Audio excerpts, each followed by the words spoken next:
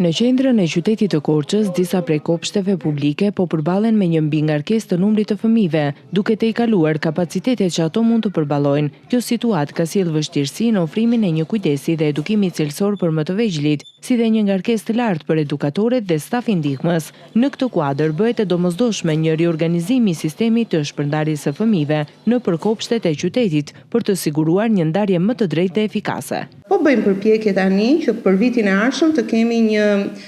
bazë të themi ligjore për regjistrimin e fëmijëve sipas zonës së banimit, pasi kemi hasur në problematika, numër shumë i madh fëmijë është regjistruar në zonë në kopshtet në qendër të qytetit dhe numër shumë i vogël në kopshtet në periferi të qytetit, ndonse aty është dhe pjesa më e madhe e popullsisë pasi ka pallate. Megjithatë, kemi dhe fenomenin e ardhjes të fëmijëve nga zonat rurale në kopshtet e qytetit. Gjë që edhe kjo nuk është,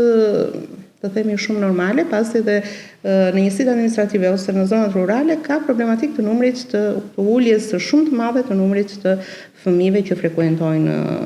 institucionin e parashkollorit. Këto hapa do të ndihmonin jo vetëm në përmirësimin e cilësisë së edukimit parashkollor, por dhe në garantimin e një ambienti të sigurt dhe të përshtatshëm për zhvillimin e fëmijëve.